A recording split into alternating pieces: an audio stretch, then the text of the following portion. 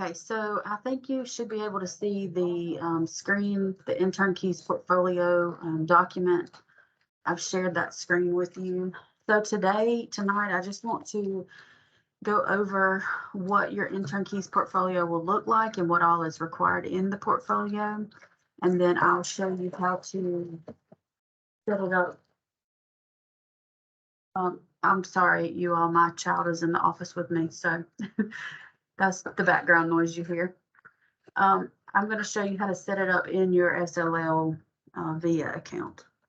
So before I go into the SLL account to show you how to set it up, I just want to go through and talk about some of the different things that you're going to need in the portfolio. If at any time you have any questions about these, please stop me and ask me. I'm sorry, give me just a second.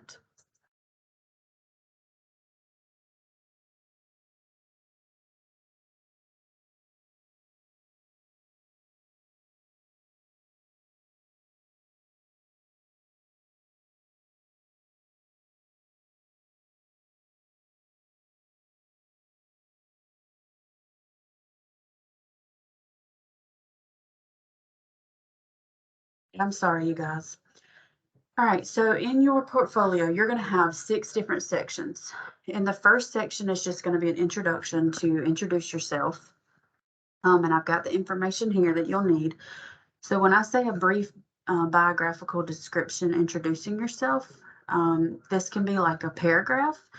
Of course, the more the better. So if you have more that you want to put in there, a couple of paragraphs would be great.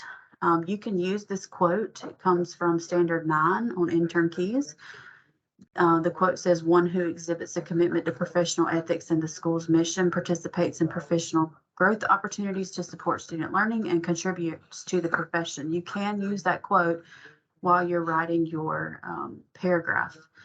Also, you'll need to include the program that you're in and identifying information about yourself in the description.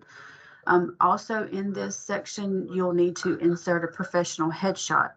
Now, at our mock interview day on November the 11th, Dr. Huffman will actually be here on campus doing headshots for you all that day. So you will have that headshot from her to be able to insert in that section. You can use another headshot that she did not take. If you have another professional headshot, that would be fine, but you can use the one that she takes. So also in this section, you'll insert your philosophy of education, and you had to submit that when you were in opening school experience. So you should have that. You'll insert your resume, which you should be working on that now to bring to mock interview. So you should have that. Then also the letter of introduction that you gave to your parents and the school, the class, whenever you started an opening school experience, you will submit that. Now, if you did that, like let's say you did it on Canva and you did more of a presentation type and not necessarily a letter, that's fine. Just whatever you gave to the parents and students in your class, that's what you'll submit for that. You'll also need to submit a picture of any organizational membership that you're in. So we know that you're either in PAGE or GAE for your liability insurance. So you can submit that membership card for those. If you're in Educators Rising or KDP, you could submit a picture of your certificate where you joined as a member or something from your membership you could submit for that. So I'm going to stop right here. Are there any questions right now about section 1?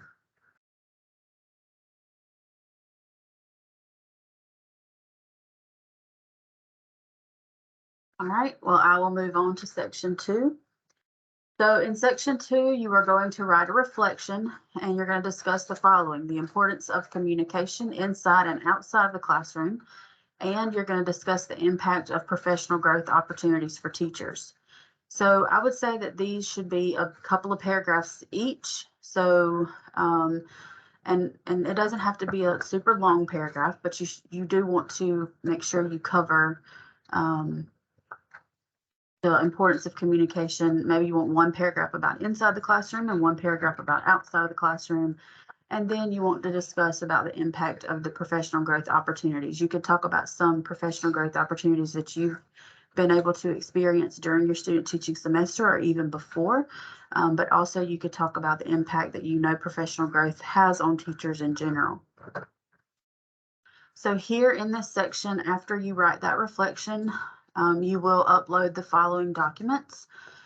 You'll need an example of weekly or monthly communication letters. So whatever you're sending home in your classroom for communication purposes, we'll need that in this section. So like if you're sending home a weekly newsletter or monthly newsletter, if you're sending home or if you're doing Classroom Dojo and you're doing communication on Classroom Dojo, or if you're doing Remind, you can do screenshots of Remind or Classroom Dojo, or if you're sending home information on Google Classroom, like however you're getting communication to parents, you can do a screenshot of that or an actual upload one of the letters or flyers that you're sending home, newsletters, anything like that. Some type of proof that you are sending home communication to parents.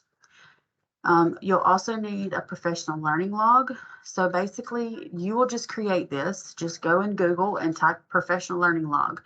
And this will be all the different professional learning opportunities that you've had during your student teaching. So anytime you went to faculty meetings or professional development days at your school, anything like that, list those on this professional learning log and title it professional learning log. So anytime you had professional learning, list that in your log and submit a copy of that. If you have something that you've been writing down, you know, things like faculty meetings and all, you can take a picture and upload that. But if not, just go in Microsoft Word and just type a professional learning log. And then your student teaching calendar. That is the calendar that I gave you all at the beginning of the semester. So you'll just upload that same student teaching calendar. You don't have to change it or add anything. You just upload that student teaching calendar that I gave you at the beginning of the semester. If you do not have it still in electronic form, you can find it on our resource website, which is tinyurl.com/GSW live text. There is a copy of the Fall 22 student teaching calendar on that website. You can download it again if you do not still have it. All right, I'm going to stop right there. Are there any questions about the section 2?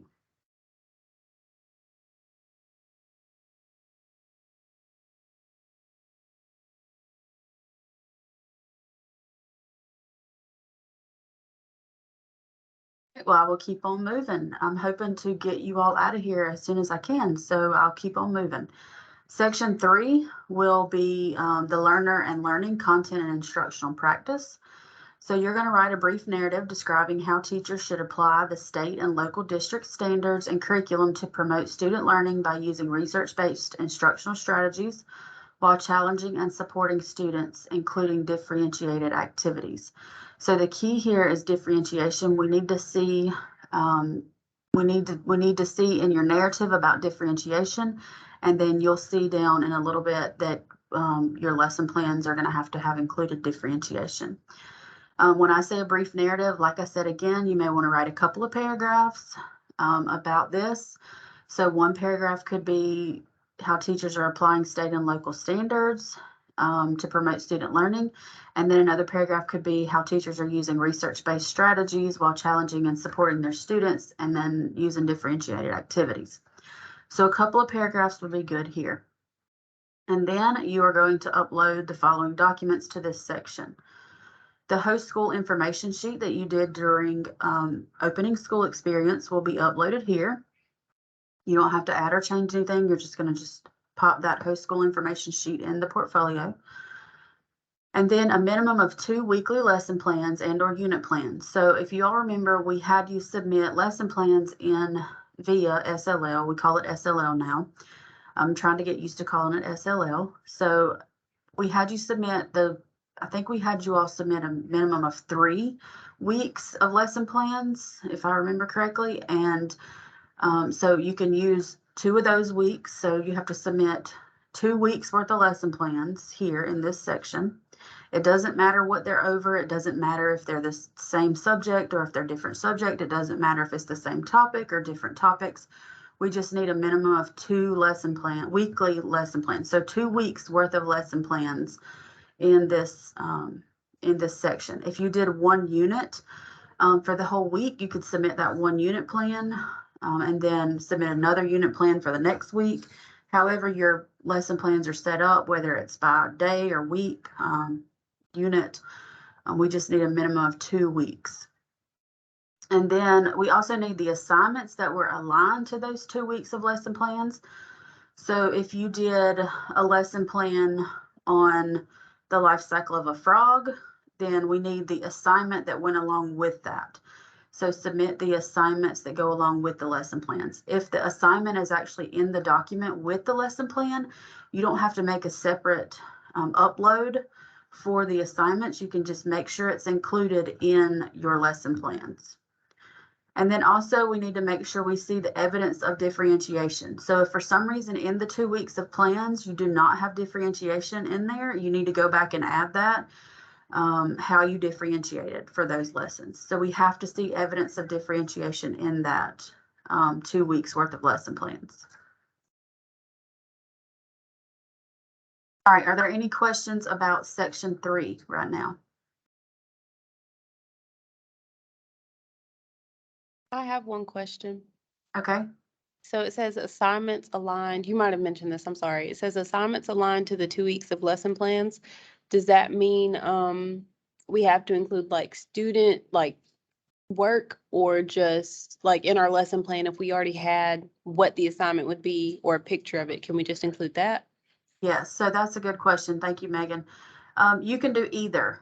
If you have what you already had for your lesson plan, you can just include that. But if you just typed on your lesson plan, students will write this, and you don't have anything there to show what they did, then you could just take a picture of some of the work that they did if you still have it, or you could take a picture of it, a screenshot if it's something online, or it can just be in the actual plan that you made originally if it's some kind of activity that you had them do, assignment that you had to do, that you already had listed in your lesson plan. So it could be either.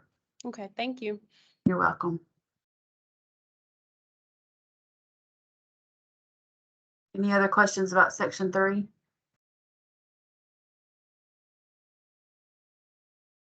All right, well, moving right along, section 4. So you're going to write a brief reflection describing how teachers should choose a variety of assessments and use the information to measure student progress. So this is basically whenever you're doing your ISL, this has a lot to do with the ISL. So you want a couple of paragraphs on how teachers should choose a variety of assessments, and then on one paragraph, and then maybe the next paragraph would be about how they use these assessments to measure student progress, and even how they use the assessments to plan their lessons. So a couple of paragraphs there on the reflection. And then in for the documents that you're uploading, you're going to need to upload your ISL. That is an example of the pre-assessment and a diagnostic assessment. So all you need to do is just pop your ISL in there for that document. And then you're going to also need to upload 2 formative assessments with written feedback on them. So this will be different from your ISL. It has nothing to do with the ISL. So it's going to be at some other point in the semester that you have given formative assessments and you have put written feedback on a student's paper. So if you haven't done this, then you'll need to do it within the next month or so and actually take a picture of it so that you can upload it in your portfolio. So please make sure you write more on your feedback than just great job, or you need to work on this. Make sure you give some detailed feedback on the assignment, on the formative assessment for the student, and take a picture of that and upload at least 2 of them. Preferably 2 different kinds of formative assessments, but it could be the same, just 2 different students. If you had some great examples, it could be the same, but just to show your versatility, it would be nice to see 2 different formative assessments. Make sure on any of these, if you do put student work on here, that you white out or somehow crop out the student name. And just make sure that you, just to protect their privacy, you're cropping out or whiting out their name on the assignments. And then also the summative assessment, you can do 1 summative assessment It doesn't have to be student work samples. It could be a summative assessment that you've given with that the students haven't done yet, or it could be a summative assessment that the student has already done. But you just need to upload an example of one summative assessment. And this could be on the same topic as one of the formative assessments that you've uploaded. It could be a completely different topic. It could be a completely different subject. But we just need an example of one summative assessment that you have given in the classroom. Are there any questions about that for assessment?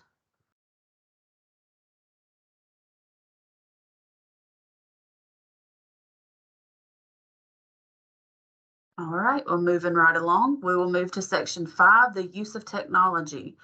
So candidates will provide a brief reflection describing how teachers should model and apply technology standards as they design, implement, and assess learning experiences to engage students and improve learning. So a couple of paragraphs again on this reflection about technology and how you've used technology.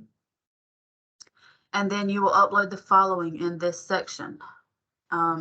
You will upload an example of technology that you have used in the classroom. Now, there are multiple ways you could do this. You could do it by a screenshot of something that you have used in the classroom for assignments or assessments. You could take a screenshot of it. You could, let's just say you're using Classroom Dojo, you could take a screenshot of the Classroom Dojo. Just remember, if the student names are visible, to mark out their names. If you're using the Remind app, you could take a screenshot of that. If you're using any other apps in your classroom, you could take a screenshot of those apps that you're using it. You could even take a picture of the students using technology while you're in the classroom. So if you have the students come up to the smartboard and do something while you are in the middle of class, you could take a picture of the students doing that while you are in the middle of class. Just make sure you take a picture of the back of the students, not the front of the students, so we can't see their faces. Make sure you take a picture of the back of them if you're going to put that picture in there. So any way that you can show us that you have used technology, just give us an example that you have used technology in your classroom somehow or another. And then also, in this section, you need to submit a lesson plan or an assessment, either one, where technology use is present. So in your lesson plan where you have technology use, make sure that that is there whenever you submit that lesson plan. That's what your grader will be looking for, that you have used technology for that specific lesson and or assessment. All right, are there any questions about the section 5, use of technology? Yes, I have a question about this section. Okay. So, examples of technology used, you would like us to take pictures of when we use technology and include that? Yeah, so it could be any kind of example. So while you're using technology in the classroom, like if the students are using Chromebooks or iPads or whatever, and you want to take a picture of them while they're using it, engaged in technology, you can do that. Or you can take a screenshot of some type of technology you use. Like I said, if you use Remind or Classroom Dojo or some type of app, like if you use Starfall or ABC Ya or something like that, there's different apps. If you take a screenshot of that where the students were using that, you can submit any type of example, whether it be a screenshot or an actual picture that you took of the students using technology, or it could be a picture of you using technology in the classroom. So you could ask your master teacher to take a picture of you while you are using some type of technology in the classroom. Yes, ma'am. Thank you. You're welcome. That's pretty broad, but we know that there's tons of ways you use technology. So just as long as we have an example of technology being used, we're good to go.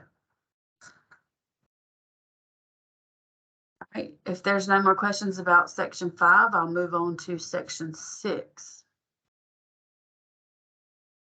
So this is the final section, section 6, the learning environment. So you are going to write a description of your behavior management plan. So however you handle behavior management in the classroom, we want a description of that.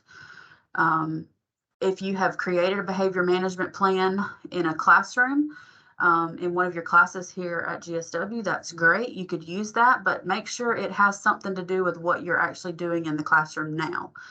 If you create a behavior management plan 2 semesters ago and it has nothing to do with what you're doing in the classroom now, then we do not want you to submit that. We want you to submit whatever type of behavior management plan you use currently in your student teaching semester. We want you to submit a description of that. So it could be, you know, a list, like the things you do for behavior management. It could be paragraph form, but we just need a good description of your behavior management plan. And then you will upload a classroom map and or photos of the classroom. So your current classroom that you're in, you can draw out a map of the classroom, the layout of the classroom, where the teacher's desk is, where the student desks are, how the student desks are set up, where the rug is, if you have a rug in your classroom, if you have a smart board, where the smart board is projected, if you have a whiteboard, where the whiteboard is. So you can draw out a map. You can make a map on Microsoft Word or Microsoft Publisher. You could make a some type of map on PowerPoint or Canva, whatever you want to use to make the map, you can do that. Or you could just take pictures of the current classroom that you're in. In these pictures, though, make sure there's no students in the pictures. We're just focusing on the layout of the classroom. And that would be based on the description of your behavior management plan, how that behavior management plan works for the layout of your classroom. So let's say you have your students in groups. You should be able to talk about that in your behavior management plan, why you have those students in groups. And we should be able to see that in the photos of the classroom or on your classroom map. And then also you will need to insert a picture of the behavior management observation from the master teacher. Your master teacher completed this. It was observation number 2. The classroom management observation, which would have been like your second or third week in the classroom. So you will need to just take a picture of that and upload that as part of the Section 6 learning environment. If you do not have that, which you should have put that in your student teaching notebook, but if for some reason you do not have that, you will need to ask your master teacher to do another one, because that one is required to be submitted with Section 6. All right, are there any questions about Section 6 or any of the sections that we went over so far, sections 1 through 6? Are there any questions at all about that?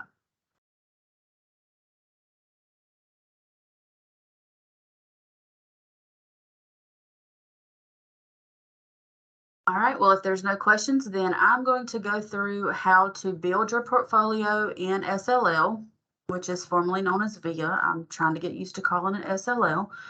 So I'm going to pull up SLL and show you how to build your portfolio.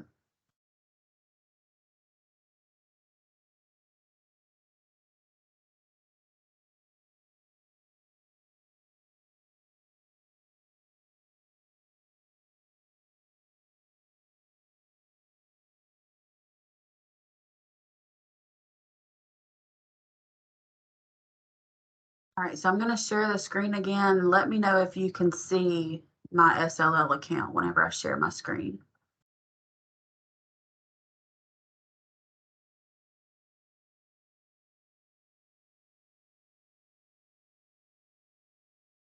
Can somebody let me know if you can see that SLL account?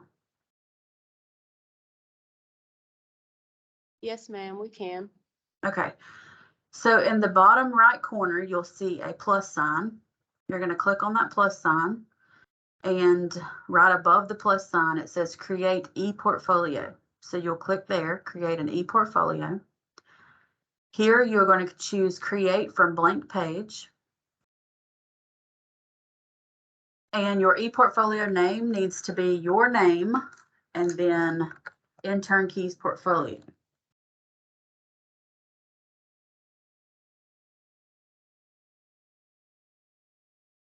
You do not have to put anything in the description. If you'd like to, that's fine, but you do not have to put anything there. And then you'll click create. And here you will be able to add text, uploads, images, activities, different things. All right, so I'm going to take you through, and in section 1, let me go back and look.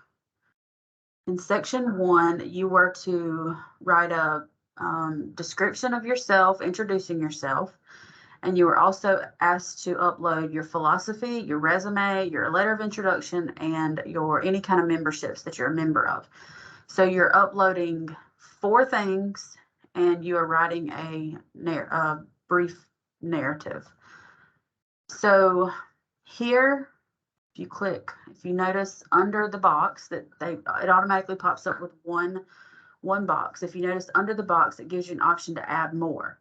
So I know that I need 4 more things after my narrative. So I want to add 2 more under that.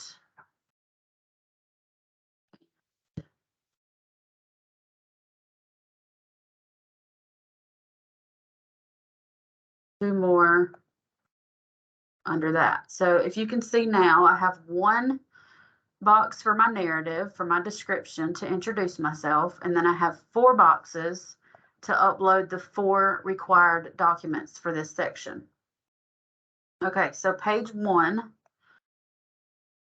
is saying blank because right now we don't have anything in there. In the first box, you're going to click in the box and you'll go over to the left side and click text. And I would not put a label here. You can if you want to, like if you want to put brief introduction or introduction narrative or something like that, but you don't have to. Click save, and then now it will let you add text in this box. You can make the text small. You can change it to medium, large, larger. You can change the color of the font. You can change the background color of the actual box. Bold, pretty much you can center it. Anything you can, for your editing purposes, they all should be here. As long as you click in the box for the text, you should be able to edit your text. So here's where you're going to write your introduction of yourself. Now, I did mention that on this section, you need to add a headshot. So you may have to add one more column somewhere.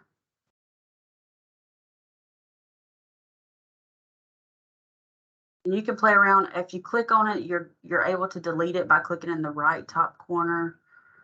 I'm just trying to play around here. All right, so now it looks like I have another box. I could enter my headshot here, or I could enter my headshot first and then type my narrative here. You could also delete both of these, and you could add 2 more. So you could put your narrative here, you could put your headshot here. If you want to put your headshot here, then you would click on image. And here you would be able to insert your image and just upload the image. All right, so then it asks you to submit your philosophy of education. So after you've typed your narrative, you've inserted your headshot, here you want to put up file upload.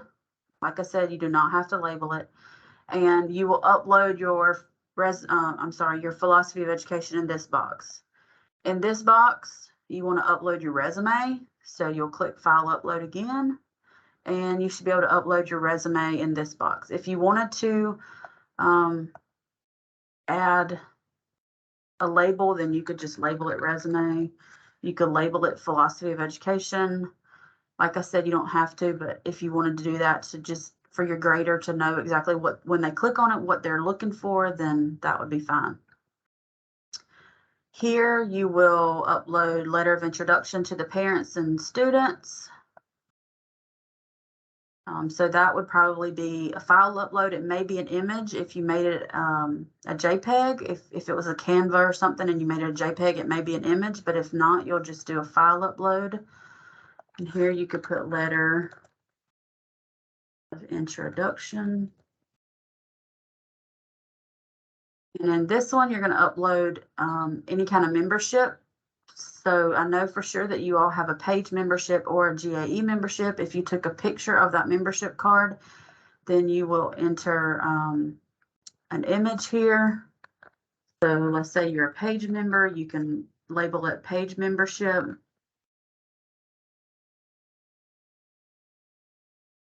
And if you want to enter another one, so let's say you're an Ed Rising member as well.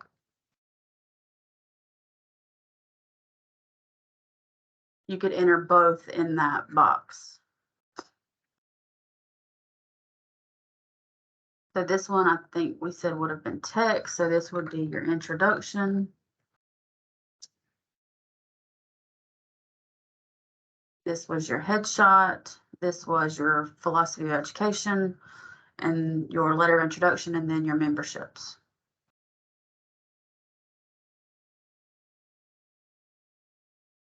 Do we have any questions about that section 1? I have a question about the portfolio in general. Okay. Is it, we could like start this and then save it and come back to it later, right? We don't have to do it Yes. all at one moment. Yes, so up here at the top right corner, you see view, save, close. If you click view, that just is what it'll look like whenever your grader goes on here. Now, the reason this says blank is because I did not write a description, so it just says blank.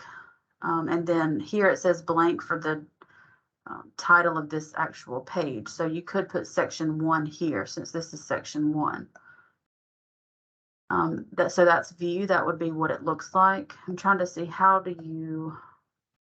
All right here. Okay, so components and pages. Everyone see that? So this is where you are going to add a new page. So when you get ready to go to section 2, you're going to add a new page. If you want to change where it says page 1, then just click on those 3 little dots and click edit. Instead of it saying blank, you can change it to section 1. And then your page 2, you can change it to section 2.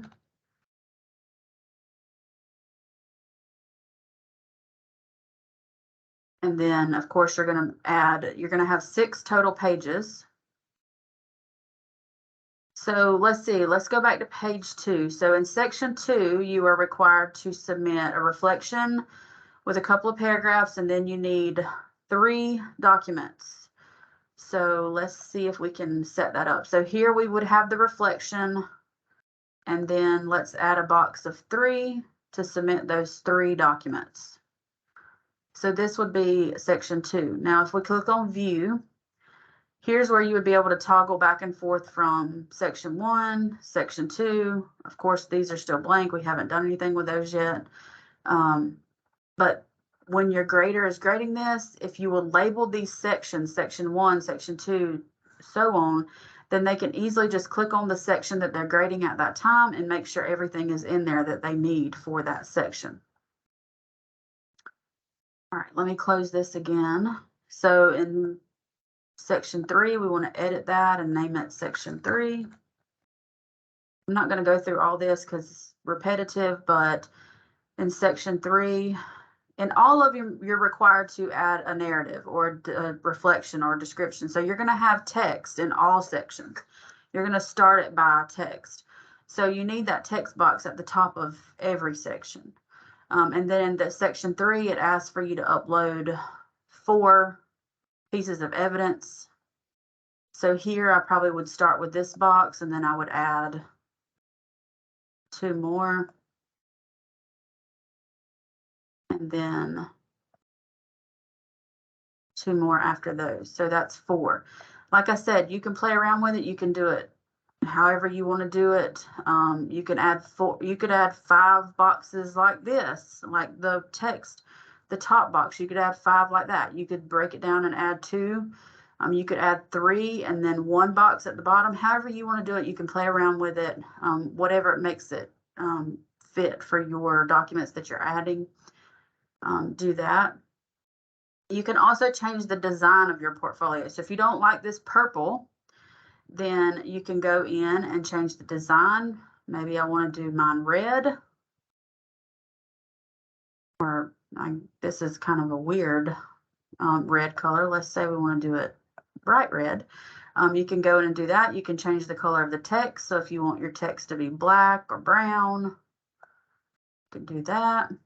The navigation background, right now it's gray, but let's say I wanted it to be yellow. Can change that. So you can play around with the design. You can play around with the font.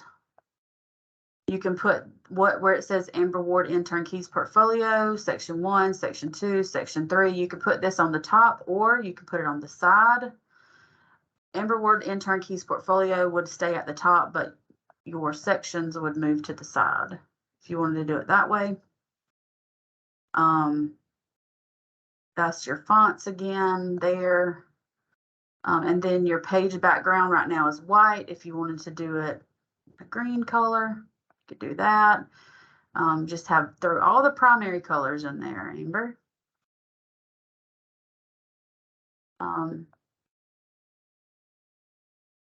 So you can just play around with it. There we go. I have red, blue, yellow, and green. So you can play around with it. You can make it as basic as you want to. You can make it as colorful as you want to, change your design, however you want to do that, whatever looks best for you. So then you will want to save it and then go back to it and work on it some more. So here you'll click save at the top right side. So you've saved it here. When you log into your SLL account, it normally goes to your in progress tab. So this is your courses that you see when you log into SLL. To get back to the portfolio, you click on ePortfolios on the side, on the left side. And then you can click on that portfolio and it takes you back in there so that you can start adding more, editing, whatever you need to do. And then once you are completely finished, you're going to want to make sure you click on share and make sure you click public. If you do not do this, then your link is not going to work for your grader. So when it says public, it doesn't mean that just anybody could access it. This means that anybody that you share the link with will be able to access it. So click public, and then it gives you a URL for your specific portfolio. So you'll copy that URL, and then you're going to go into your 4980 course in SLL, and there will be an assignment that pops up that says Intern Keys Portfolio Submission, and you'll copy that URL into the assignment in 4980. So when your grader goes into 4980, they'll just click on the link in 4980 and it will pull your portfolio up for them to be able to grade it. You will see the rubric there. There is a rubric on that document that I shared with you that has all the instructions on it. There's a rubric at the bottom, so you'll already be able to see that rubric. I do not think that the assignment is in 4980 yet. I've still got to add that in there, but you will have the rubric there on that document to look at before I'm able to add it to 4980. I'll be doing that soon so that you can submit your link. As soon as you're done with it, you can go ahead and submit your link. It is due on November 20th before Thanksgiving break. We wanted to get it out of the way because some of our supervisors will want to grade it. Some maybe during Thanksgiving break, some right after Thanksgiving break. So you can go ahead and submit it and get it out of the way before you even leave for Thanksgiving. All right, so that is a basic overview on the ePortfolio. Are there any questions about making the ePortfolio in SLL?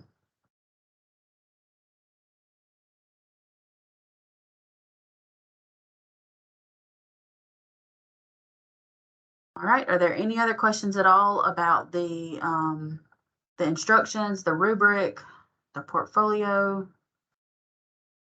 the 4980 assignment? Any questions about any of that?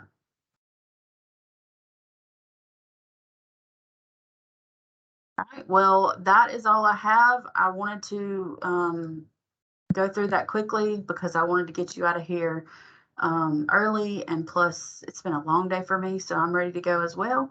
And my child, I'm sorry about that background noise at the beginning, and he ended up spilling a whole cup of drink in here, so I'm going to have to go clean that up now. So if there are no other questions, you can go ahead and log off, and y'all have a good night. If y'all have any questions about this while you're working through it, feel free to let me know or ask your supervisors. They may be able to help you with it, but if not, let me know and I'll be able to answer any questions that you have while you're working through it. Thank you. Have a good day. All right, thank y'all. Y'all have a good night.